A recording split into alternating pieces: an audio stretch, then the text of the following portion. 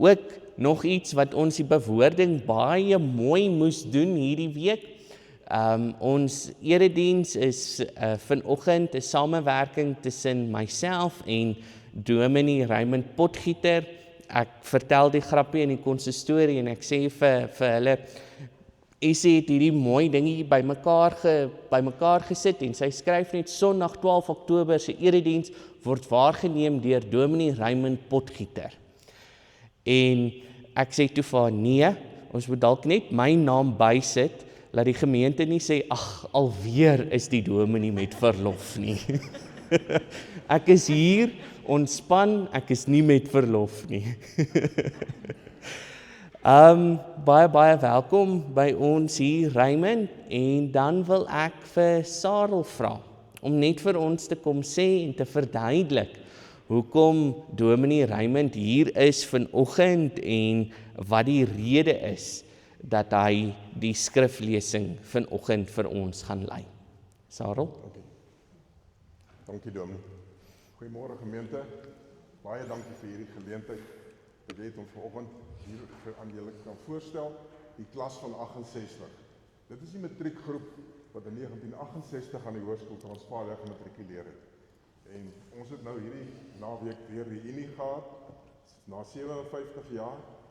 En ons het gevoel om dit bietjie vroeër te maak, is gewoonlik elke 10 jaar, want daar word vreeslik in die bos gekap.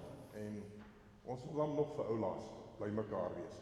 Nou, ons is geseën, wat ons in ons midde het, ons 2 dominees, Dominee Raymond Potgieter en Dominee Rocco Hoop onder in Welwel, wat ongelukkig nie hier kon wees nie.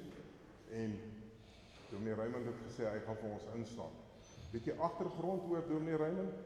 Hy is 'n professor aan die teologiese fakulteit by die gereformeerde teologiese skool op Potch. Hy was vir 15 jaar lank was hy predikant gewees aan die Engelse gemeente van die gereformeerde kerk in Potch. So hy het ons nou versoek, hy gaan die diens in Engels hou, want dit is baie meer gemaklik vir hom. En Dominee Johannes gepraat oor en hy het saamgestem en ingewillig, laat ons dit so kan doen, so laat ons dit nou nie vir hom ongemaklik maak. Maar in elk geval, ek is baie bly ons kan almal hier wees, baie welkom in ons gemeente, en Raymond, ons gaan mooi luister wat hy vir ons sê, en baie dankie. Dankie Dominee Hans. Dankie Sarel. Daar sê, ek wil jou dan nou uitnooi, kom ons raak stil in die teenwoordigheid van die Here, vra hom om met ons te wees, deur die loop van hierdie erediens ons te behoed en te bewaar en te bemoedig en aan te moedig waar nodig.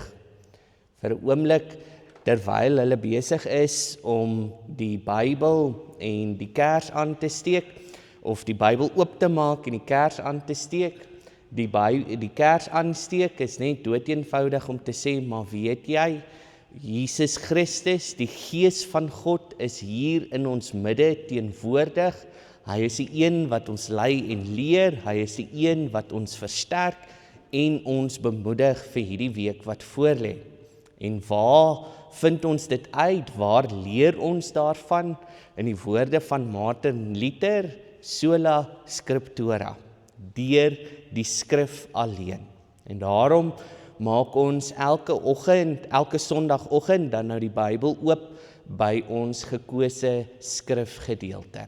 So terwyl jy jou hart in voorbereiding bring en toenader tot die Here, vra ek dan nou vir 'n ouderling en 'n diaken om die kers aan te steek en die Bybel oop te maak.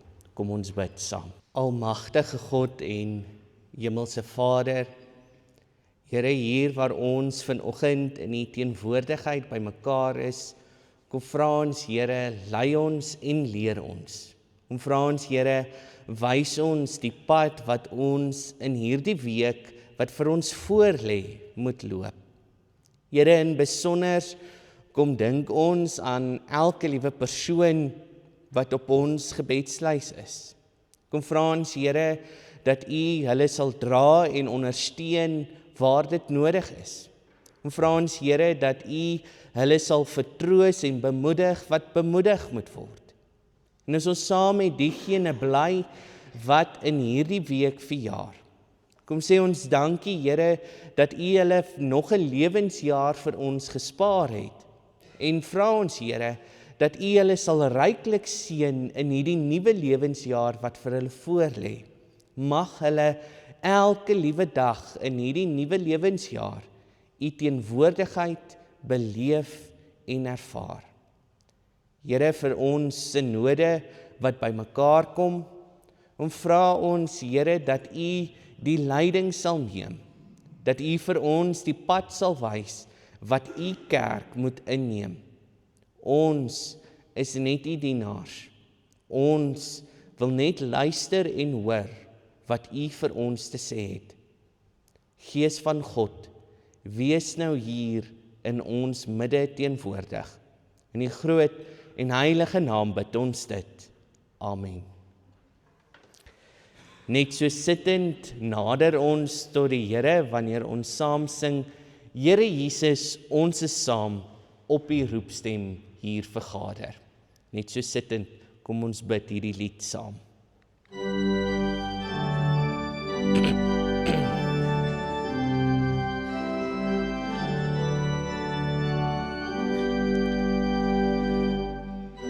Here Jesus, ons is saam op U roepstem hier vergader, saam verenig in U naam, kan ons tot die Vader nader.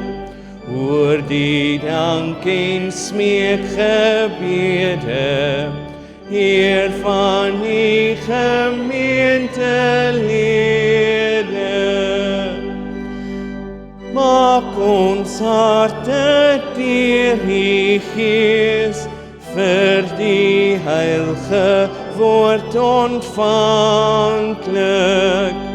Laat ons dagliks onbevrees op U heilbou diep afhanklik. Heer, laat ons geloofsvertroue eenmaal oorgaan in aanskoue.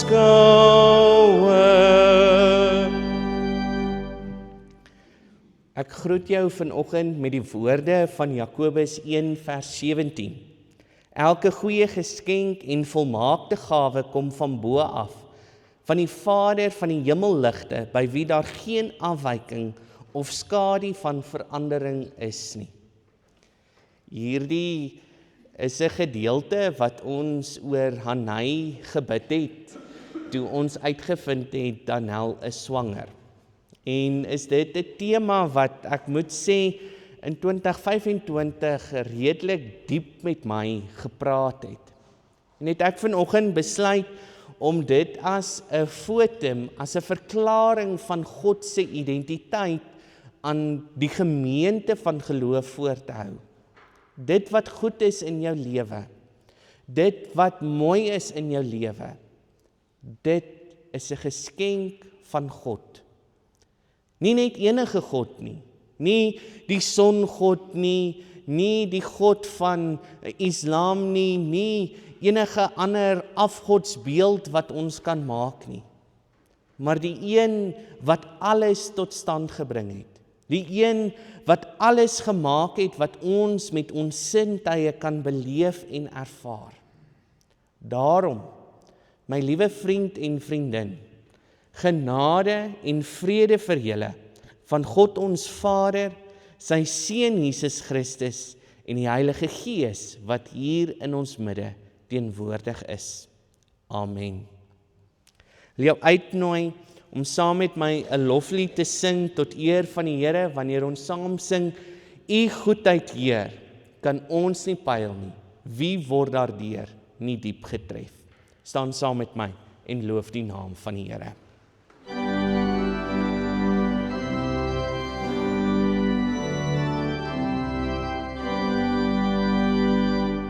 U goedheid, Heer, kan ons nie pyl nie.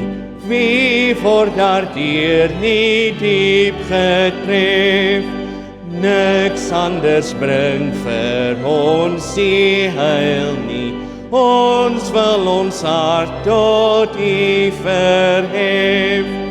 Aan U alleen ons dank en ere, U wat ons in U liefde lei. U sal ons nooit vergeet nie, Here. U wil ons in U waarheid lei. U is die Heer wat ons gemaak het. Voor U kom ons U skepsel staan. U is die Heer wat steeds gewaak het, deur wie ons gans en al bestaan. U bring in ons gemoed die vrede, U sterk ons gees met nuwe krag. U gee lig ook oor ons rede, dis U van wie ons heil verwag. Sou ek o Heer U nie vereer nie, sou ek U goedheid nie verstaan, sou U my raad gee, ek nie leer nie, die weg wat U my wys nie gaan. Nee, Heer, U rig my wil en strewe, U woord bly my gedurig by. Vul met U liefde ook my lewe, om my in alles U te wy.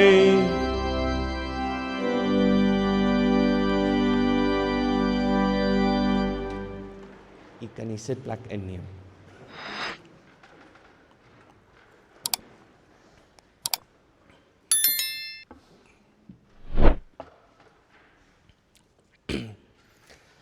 Ons word dan nou vanoggend gekonfronteer met die woorde van Jakobus 2 vers 14 tot en met vers 17. Wat baat dit, my broers, as iemand sê dat hy geloof het, maar hy het nie dade nie?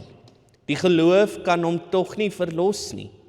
As 'n broer of 'n suster sonder klere en daaglikse kos is, en een van julle sê vir hulle, gaan in vrede, word warm en word versadig, maar julle gee nie vir hulle wat die liggaam nodig het nie, wat help dit?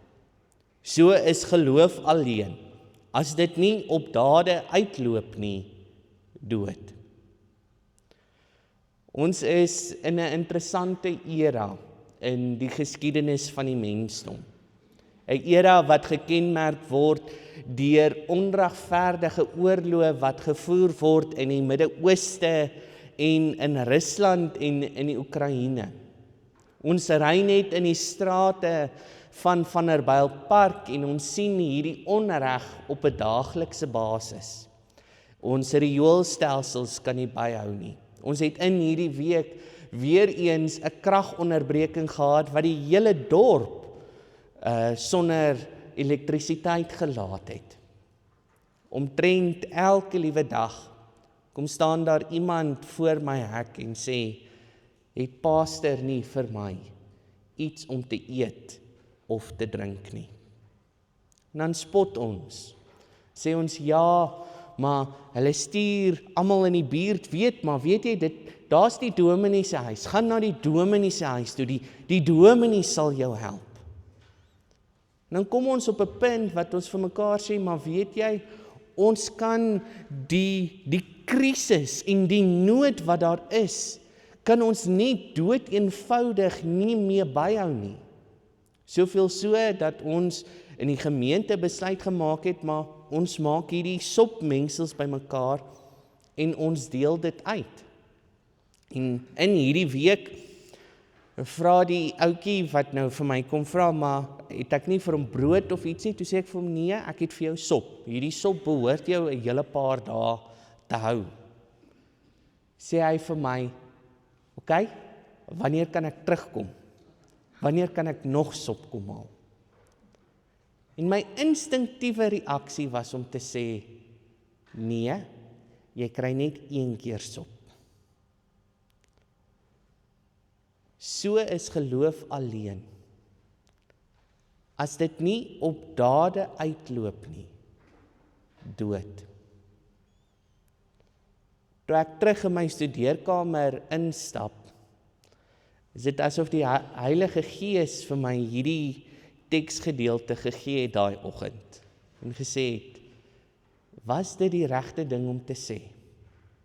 Jy kry net 1 keer sop. Jy kan nie oor 2 dae terugkom nie. Hoekom? Wat sê ons?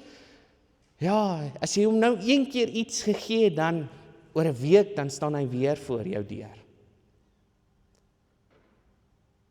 Om 'n Christen te wees, om 'n gelowige te wees, het ons gister vir die belydennisklas gesê, is dit om daai naaste liefde, is dit om daai barmhartige Samaritaan te wees, is dit om daai persoon te wees, wat maak nie saak waar jy jouself bevind nie, die liefde van Christus uit te leef. Is om 'n keuse te maak om te sê, maar wat sou Jesus in hierdie omstandighede gedoen het? Wat sou Jesus gesê het? Dan is ons almal se reaksie, ja, maar as ek nou die persoon help, dan skep ek 'n probleem vir myself in die lang termyn. En tot 'n sekere mate toe is dit so. Tot 'n sekere mate toe is die onreg in ons land so groot, dat ons nie al die nood kan help nie. Maar moet ons vir die Gees van God vra, om ons te lei en te leer. Ek gaan jou geleentheid gee, om vir 'n oomblik na te dink oor jou week. Wie het oor jou pad gekom? Waar was jy gekonfronteer om Christus se liefde uit te leef, maar jy het dit nie gedoen nie? Waar in hierdie week kon jy op 'n beter manier opgetree het en die liefde van God uitgeleef het? En ons gaan dit doen aan die hand van 'n Franse konsep genaamd Tései. Nou Tései is daai tipiese ding waar ons dieselfde vers oor en oor en oor sing in 'n meditatiewe vorm. Maar dit is uit en uit om te sê, maar nommer 1, ek neem hierdie liriek in, ek neem in wat hierdie woorde is, maar ek ondersoek dit ook vir myself. Wat beteken dit in my lewe? Hoe kan ek dit uitdra in my lewe vandag? En die lirieke is eenvoudig. Dis waar daar liefde is en deernis, daar is God die Heer. So ek gaan voorvat, daar waar daar staan Dominee Hannes, gaan ek voorsing, dat ek geleentheid gee, hoor die woorde, verstaan die woorde, begryp die woorde, en dan wanneer daai Dominee Hannes weggaan, wil ek jou uitnooi om saam met my hierdie woorde te bid. Ons doen dit sittend as 'n skuldbelydenis voor die Here. Kom ons bid saam.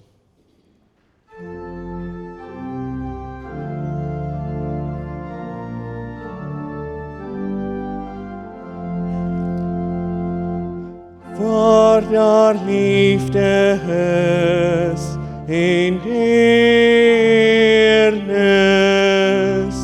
waar daar liefde is, daar is God die Heer. Waar daar liefde is en deernis, waar daar liefde is, daar is God die Heer.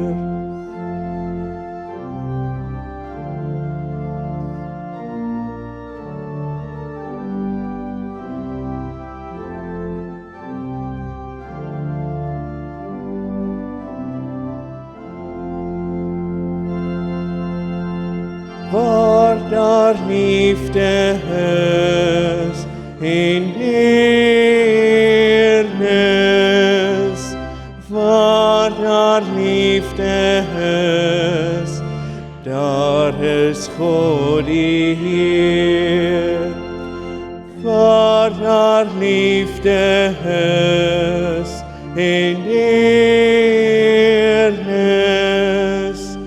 waar daar liefde is, daar is God die Heer.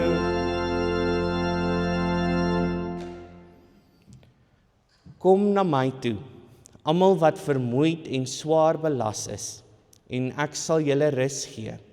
Neem my juk op julle en leer van my, omdat ek sagmoedig en nederig van hart is. En julle sal rus vind vir julle gemoed, want my juk is draaglik en my las is lig. Dit is wanneer Jesus sy disippels toespreek. En hy sê, maak nie saak ons omstandighede nie, maak nie saak waardeur ons gaan nie, maak nie saak die uitdagings wat ons in die gesig staar elke liewe dag nie, die onreg. Die Here is by ons. Die Here stap saam met ons.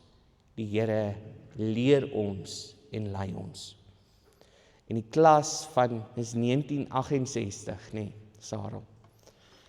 57 jaar wat julle uit die skool uit is.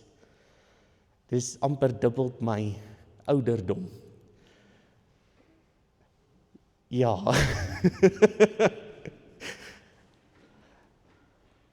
Kan julle daarvan getuig? God se liefde, God se genade, God se teenwoordigheid is daar. Ons moet dit net aangryp. Ons moet dit net aanvaar. Ek wil jou uitnooi. Kom ons gryp dit aan. Kom ons aanvaar dit deur om saam met my jou geloof te bely. Staan saam met my en bely jou geloof.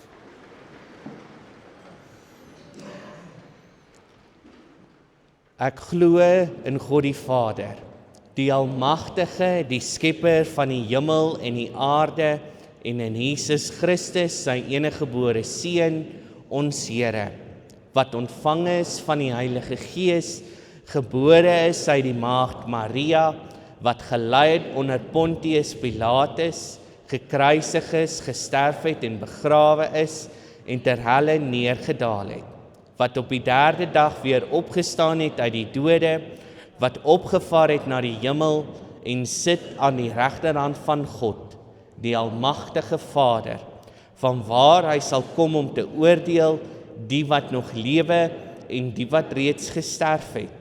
Ek glo in die Heilige Gees. Ek glo aan 'n heilige algemene Christelike kerk, die gemeenskap van die heiliges, die vergifnis van sondes, die opstanding van die vlees en 'n ewige lewe. Amen. Jy kan die sitplek inneem. Ek wil jou dan nou uitnooi om dan nou net vir 'n oomblik jou oë te sluit en saam met my 'n gebed te bid vir die Here se leiding in Dominee Raymond se prediking, dat hy ons beker sal volmaak vir hierdie week. Kom ons bid saam. Almagtige God en Hemelse Vader, Here, hier waar ons in die teenwoordigheid bymekaar is, kom vra ons dat U vir ons die nodige insig en wysheid sal gee om hierdie teksgedeelte Matteus 7 te kan verstaan in ons eie konteks en in ons eie lewe vandag. Gees van God, kom vul ons beker. In die groot en heilige naam bid ons dit. Amen. Ek lees vir ons Matteus 7 vanaf vers 13. Gaan deur die noupoort in, want breed is die pad en wyd die poort wat na die verderf lei. En daar is baie wat daardeur binne gaan. Maar hoe nou is die poort en hoe smal die pad wat na die lewe lei? En daar is min wat dit vind. Wees op julle hoede vir die valse profete wat in skaapsklere na julle kom, maar in hulle binneste wolwe is wat verskeur. Aan hulle vrugte sal julle hulle uitken. Blik 'n mens miskien druiwe van doringstruike of vye van dissels. Net so dra elke goeie boom goeie vrugte, maar 'n slegte boom dra slegte vrugte. 'n Goeie boom kan nie slegte vrugte dra nie, en 'n slegte boom kan nie goeie vrugte dra nie. Elke boom wat nie goeie vrugte dra nie, word uitgekap en in die vuur gegooi. Aan hulle vrugte sal julle hulle dus uitken. Nie elkeen wat vir my sê, Here, Here, sal ingang in die koninkryk van die hemele nie, maar net diegene wat die wil van my Vader in die hemele doen van my Vader in die hemele. Baie sal op daardie dag vir my sê, Here, Here, het ons nie in U naam geprofeteer en in U naam demone uitgedryf en in U naam baie kragtige dade verrig nie? Dan sal ek openlik vir hulle sê, ek het julle nooit geken nie, gaan weg van my af, julle wat wetteloosheid bedryf. Daarom sal elkeen wat na my woorde luister en daarvolgens handel, soos 'n verstandige man wees wat sy huis op 'n rots gebou het. Toe die reën begin val en die stormwaters kom en die winde waai en daardie huis tref, het dit nie ineengestort nie, omdat dit stewig op rots gevestig was. Maar elkeen wat hierdie woorde van my hoor en dit nie uitvoer nie, sal soos 'n onverstandige man wees wat sy huis op sand gebou het. Toe die reën begin val en die stormwaters kom en die winde waai en daardie huis tref, het dit ineengestort en die ineenstorting was geweldig. Toe Jesus sy redevoering voltooi het, was die skare verstom oor sy lering, omdat hy hulle geleer het soos iemand wat met gesag en nie soos hulle skrifkenners leer nie. Tot sover. Ek is baie dankbaar aan Dominee Hannes en die kerkraad, en ek het die voorreg om hier te staan. If you do have a Bible with you, won't you please open to Matthew 7, that's where we had the reading from.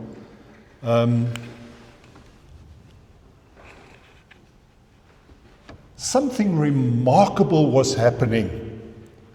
Can you imagine? People were flocking to hear a rabbi, an unknown rabbi, in the desert. Way out. People walked, and if you had ever been to Israel, you know that it's a hard land. It's not an easy land. You walk, and it's dry, it's hot, you get thirsty, and there's sand all over, and there's the heat of the sun. And you know what? Yet people came. People went out of Jerusalem, out of Galilee, and elsewhere, and they went to this rabbi to hear him speak. Now, when you have a look at the book of Matthew, you realize it was written for the Jews. It was written for the Hebrew people. Because when our Lord rose from the dead and the gospel was being preached, the Jewish people were uncertain what's going on. And by the grace of God, Matthew began writing for the Jewish people, and he used the Jewish vocabulary. So when you start reading about this and you start asking yourself, all these people, the multitudes coming along to hear this rabbi, how do you explain that? Well, it's easy. Matthew knew the Bible. He knew the Old Testament as well. And he quoted in Matthew 4 verses 12, he quoted from Isaiah 9. And Isaiah, in a messianic passage, talks about the coming Messiah, the one who will come. How do I recognize him who will come? Well, you will see a great light. And the only reason you see a great light is because of the darkness you are dwelling in. tremendous darkness. Matthew goes a bit further, and he talks about it's like the darkness of death that you live in. In other words, what Matthew wrote about was, in the midst of your circumstances, nothing changes. It's all dark. If you're alive today or alive tomorrow, it doesn't matter. It's darkness that you dwell in. But when you see a light, wherever it is, you don't care. You're intrigued by this light, and you want to make your way to the light. We all know that summertime is at hand, and we'll have the mosquitoes and the moths. And the moths fly in, and they go directly to the light. And in other words, all these people, in the understanding of what Matthew gives us, the people were flocking because they saw something of light. And that brings us to the Sermon on the Mount, Matthew 5, 6, and 7. And we can't deal with all that, but in essence, and you've read it so many times, Jesus talks, this rabbi, he goes up on a hill. It's called a mountain. It really is a hill. And you walk up the hill, and the people are with him. And some people get a bit tired, so they sit down and whatever else. But eventually, Jesus is at the apex, and his own are around him. The disciples are with him, and others, of course. And Jesus begins the Sermon on the Mount. Matthew records 5 sermons. This is sermon number 1. And the Sermon on the Mount, in essence, there's much more, of course.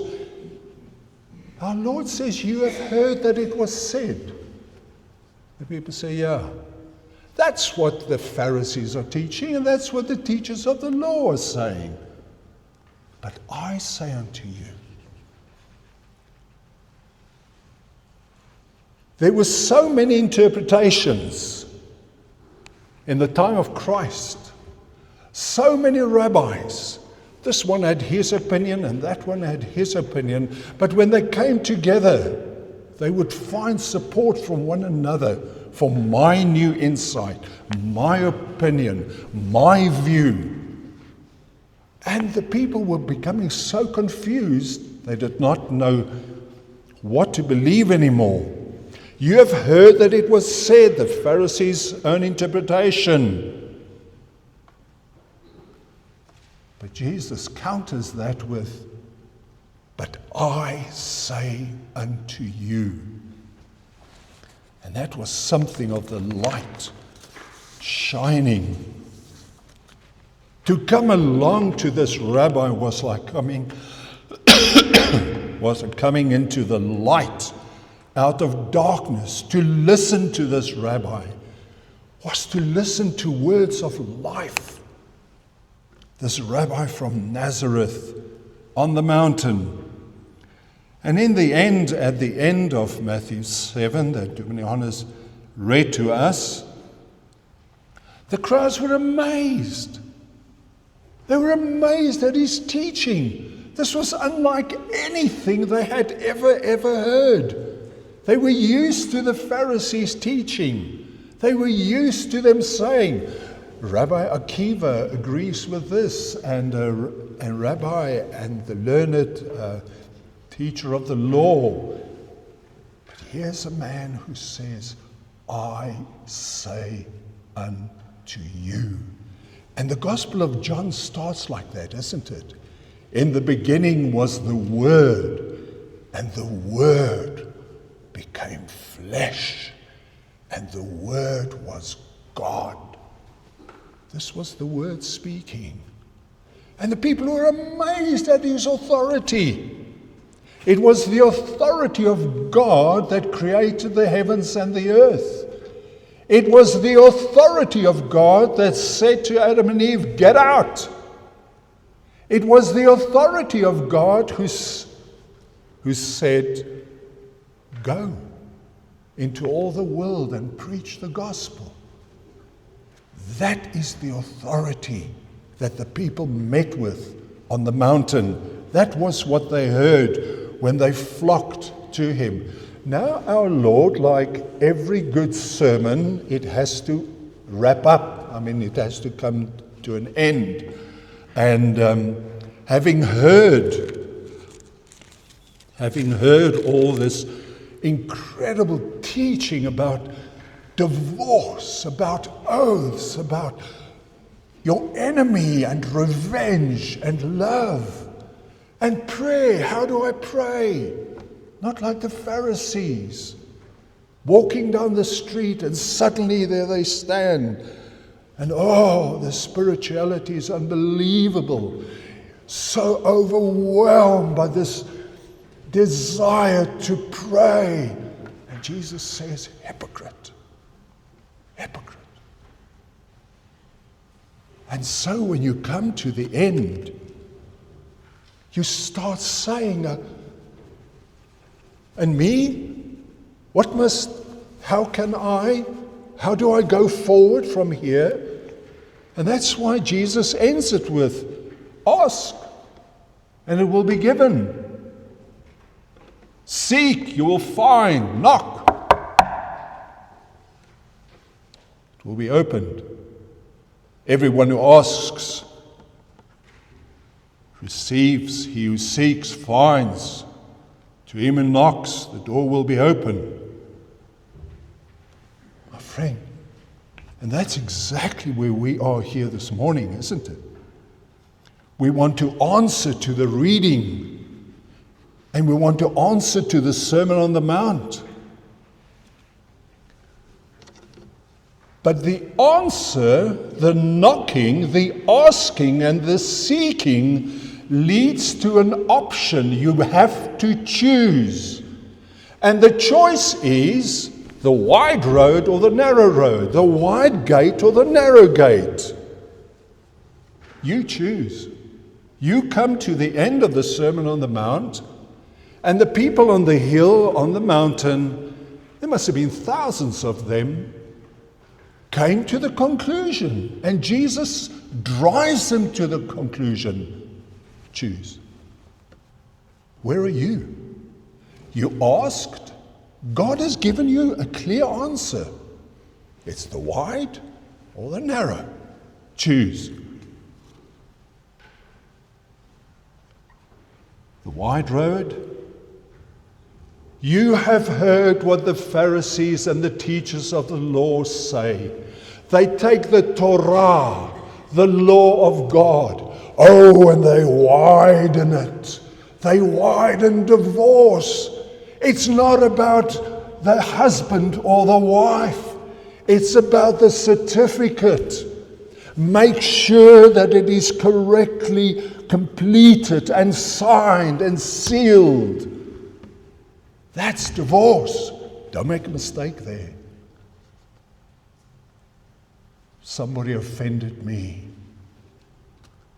I am so angry. I am going to. And Jesus says, stop. An eye for an eye. But even greater than that, how about looking at the person with love and calling upon God to give you a heart of mercy? You see, you choose.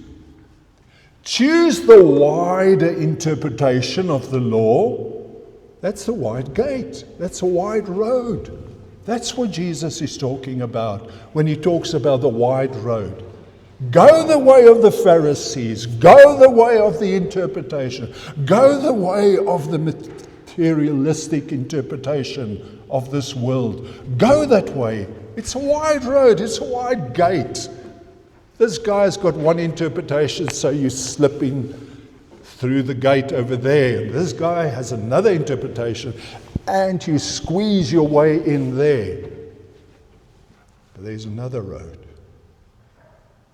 The narrow road. How narrow is it? folk, think of the light. For those of you who are in the army, you know what it is like to stand guard at night. And it's frightening. It's frightening to stand guard when you know the enemy is on the other side of the river. It's scary stuff. And then somehow you turn around and you see a light, a candle. You don't care if there's a bush ahead of you. You don't care. The road is so narrow that it is the light that you are going to. You're heading to the light. That is the narrowness of the gate. That's the narrowness of the way. What Jesus is saying, follow me. Follow Christ. Don't look around you. Don't look at the people around you, because we'll be talking about those. Keep your eyes upon the Lord Jesus Christ and follow him. Oh, my friend, like you see light in darkness, 1 kilometer away, 2 kilometers away. That's how narrow it is. All you see is the darkness around you, but there is a pinprick of light. That's how narrow it is. That's all it is. What our Lord is saying, follow Jesus. Follow the Lord Jesus Christ. Now, how do I follow him? Well, our Lord goes on from there, and he says, while you follow, be careful of the people who claim to be with you and who follow that light and are going to that light, because some of them, and there he uses a metaphor, can you get figs from a thistle tree in our language? Can you get figs from a thorn tree? Can you get a pawpaw from a thorn tree? A guava? The answer is no. A bad tree gives bad fruit. A good tree gives good fruit. As you go, be careful of those who walk with you. Do not succumb to the religious, the spiritual, the theological, so-called metaphysical advice around you. Keep your eyes on the light. Keep your eyes on the Lord Jesus Christ and follow him. There's no other way. Husband, take your wife with you, but keep your eyes on the Lord Jesus Christ. Wife, walk with your husband, but keep your eyes on the Lord Jesus Christ. Don't follow your husband into perdition. Follow your husband because of the good fruit that testifies he's a man of God. He's Christ-like. He's committed to the Lord Jesus Christ. In our day, it's so hard with children, isn't it? Young teenagers, older young people, children. We watch them, and their lifestyles are anything but Christ-like. Their lifestyles are anything but, it lacks the fruit of the Spirit of God. The fruit that we see in their lives, oh yeah, there's a lot of it. I'm earning. I'm running the business. I have got and I'm going. Mom and Dad, and you will be with me in Austria next year. Bad fruit. Bad tree. You see, that's what our Lord is saying. You knocked. You asked. You seek. These are the options. The wide, the narrow. The other option, keep your eyes on the Lord, not on those around you. And then our Lord goes on. He says, have a look at these teachers. Not everyone who says to me, Lord, Lord, will enter the kingdom of heaven. Folks, Jesus is telling us these people have high expectation to enter the kingdom of heaven. They got every expectation. And then they come. And the door's closed.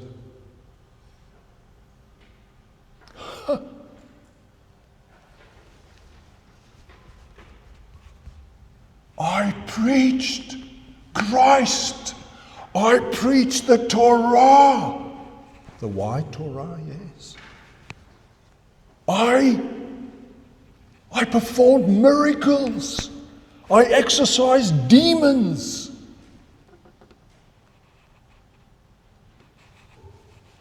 And then Jesus reveals something to us. It's not the works. It's you. I never knew you. Jesus knew the works.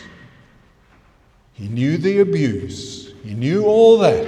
And He knows all that in your life.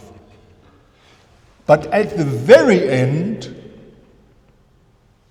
the focus is on you and your relationship with the Lord Jesus Christ.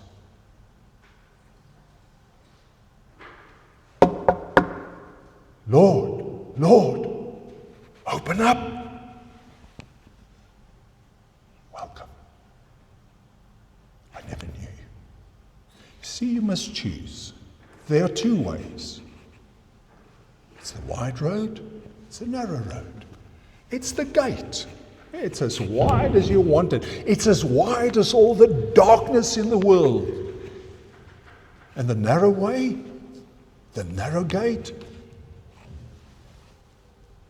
is as minuscule as a pinpoint light in the darkness. Choose. And then our Lord says,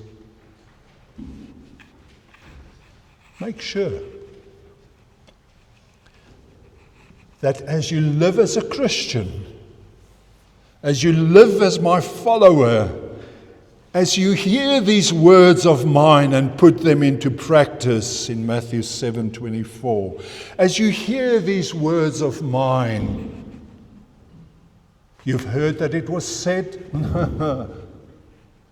as you hear these words of mine, but I say unto you. What a joy it was, to be honest, to hear earlier on, sola scriptura. The word of God kept for every generation, for thousands of years. Martin Luther standing in front of the Diet, and he says, I can do no more. Here I stand.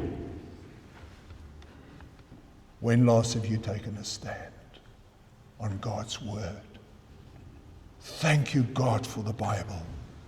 And thank you too, Dumnianis. Allah is the God of the Quran. Allah is not the God of the Bible. The God of the Bible is the God of the Bible. He's the one that we talk about. There are two roads that you choose, having knocked, having asked, having sought. And these two ways lie before all of us. The one is as wide as the darkness around you.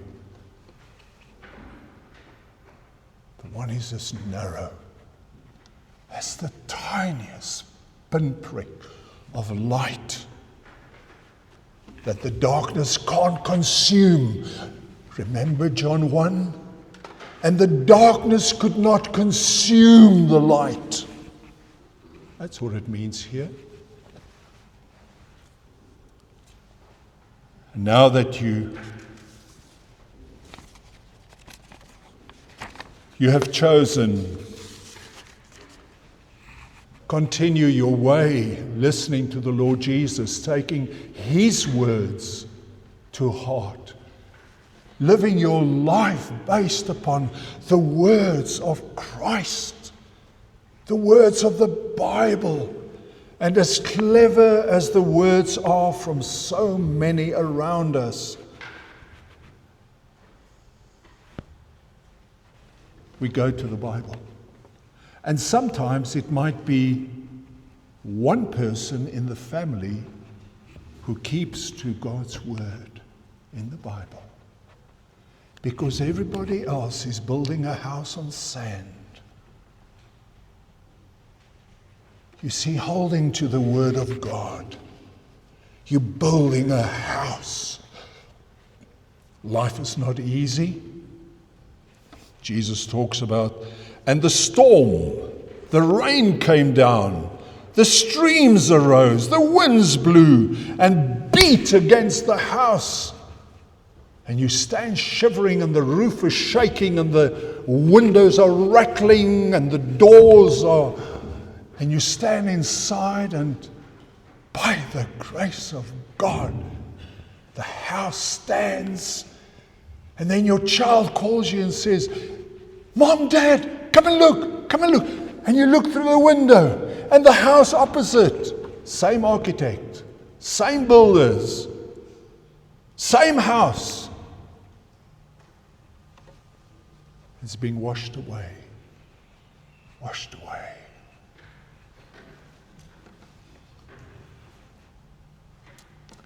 The wide road, the wide gate, giving entrance into that road. The narrow gate, the narrow road. The rain came down, the streams rose, the winds blew, beat against the house, and it fell with a great crash. When Jesus had finished saying these things, the crowds were amazed at his teaching, because he taught as one who had authority and not as the teachers of the law. Be careful of teachers of the law. Be careful of teachers. Look to the only teacher, the Word of God. Shall we pray? Father, thank you so much for this time together. Thank you, dear Lord, for we are a people who call upon your name. We're a people who seek the Lord. We're a people who call upon the Lord and who knock at your door. Oh God, help us to make the right decisions, to walk, Lord, in the narrow way, even in the world of darkness, to encourage one another, to follow Jesus and not the teachers of the law, to build our houses, our lives upon the truth, the unshakable truth of God that keeps us for eternity. Hear our prayers, we pray in Jesus' name. Amen. Baie dankie, amper praat ek nou Engels. Baie dankie aan Dominee Raymond vir sy pragtige boodskap wat hy gebring het vanoggend. Ons moet kies. Gaan ons die breë of die smalle weg vat? Gaan ons die groot hek vat of die klein hek? Gaan ons huis op 'n rots bou, op die fondasie van die skrif? Of bou ons huis op die sand en gaan net voort met ons lewens en hoop dat die storms dit nie meesleer nie? Ek gee geleentheid vir die hakens om die offergawes op te neem en dan ook vir die gemeente kans om net in te neem dit wat ons nou net gehoor het.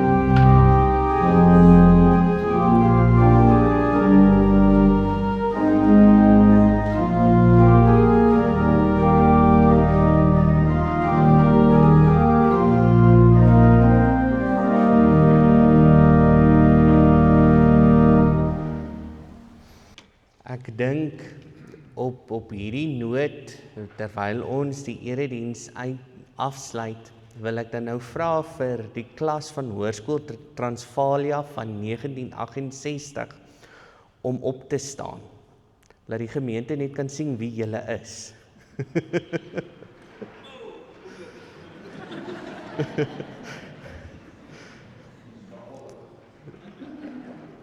Daarmee saam wil ek dan nou ook van ons gemeente se kant af 'n seëngebed oor julle bid.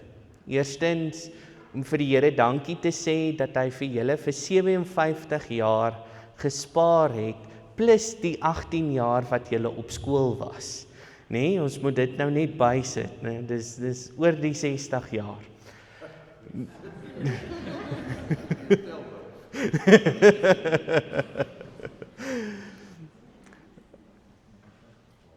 En dan nou ook om te sê, maar mag die Here julle behoed en bewaar op die res van julle lewenspad vorentoe. So in ons gemeente het ons die gebruik om 'n hand uit te steek. Dis net doeteenvoudig om te sê, maar weet jy, ons as 'n gemeente neem deel aan hierdie seën.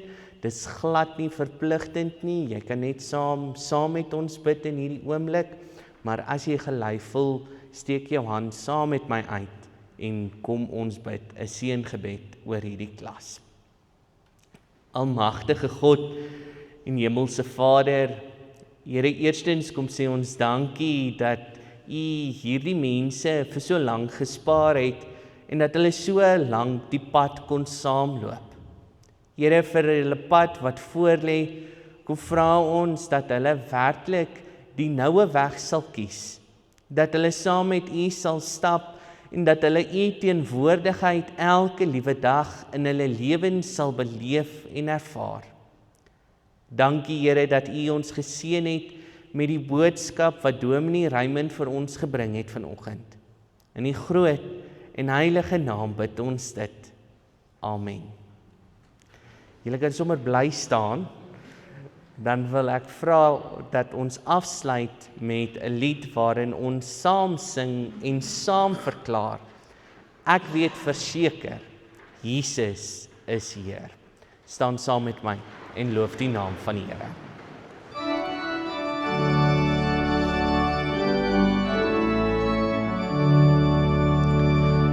Ek Ek weet verseker, Jesus is hier. Hy het my sonde uit liefde vergeef. Ek was verlore, maar is gevind. Nou het ek vrede, ek is Gods kind. Hy is my leidsman, hy laat my leef. Hy is oorwinnaar, hy is die Heer. Hy het sy genade, liefde en trou. Weet ons hoe God sy kinders behou. Blye versekering, Jesus is myn. O watter vreugde, heerlik en rein. Wedergebore, rein deur sy bloed. Smaak ek sy vrede in my gemoed. Dit is my roemtaal, dit is my lied.